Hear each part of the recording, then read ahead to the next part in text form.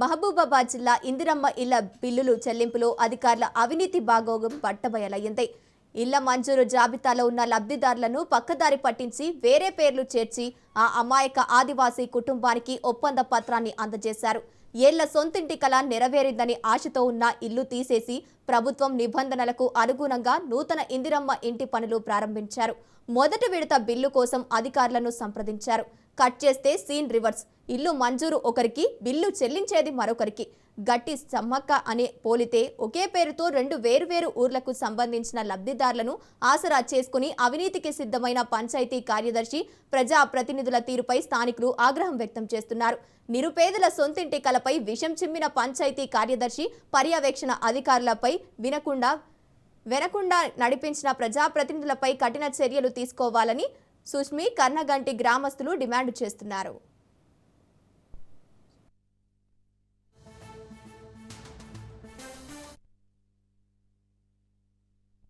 ఇందిరమ్మ ఇల్లు నీ పేరు మీద వస్తే కట్టుకుంటాను. ఆ డబ్బు ఆ అకౌంట్లో పైసలు నీ అకౌంట్లోకి వచ్చి కర్ణగండి మేడం సార్ ఆ పేరు కూడా కట్టి సమ్మక్క వచ్చినాయని ఎత్తి మన్నాలు సార్ తీసుకుపోయినా 50,000 ఎత్తి ఇచ్చిన. మేస్త్రి తీసుకున్నాడు. మేస్త్రి తీసుకొని మళ్ళా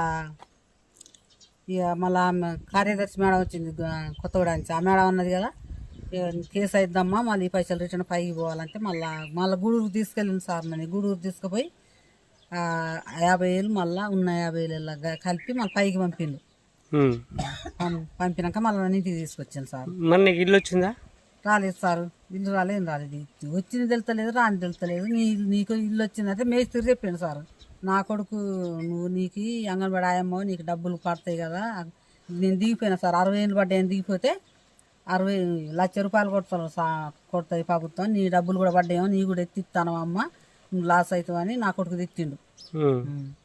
తిడితే ఏమ్మ కొడుక మరి అన్నయ్య కూడా ఎత్తి నీ అకౌంట్లో పడ్డాయి వాళ్ళ డబ్బులు అని చెప్పిండు.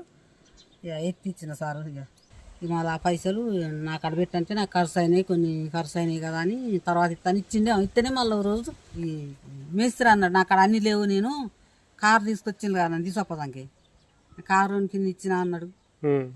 ఇచ్చిన లేవు ఖర్చు అయినాయి, తర్వాత ఇస్తాను ఇచ్చిండే. ఇచ్చినాకనే నన్ను తీసుకెళ్ళండి గూడూరు. తీసుకొచ్చిన మేడం వచ్చి ఉన్నాను వచ్చే వరకు.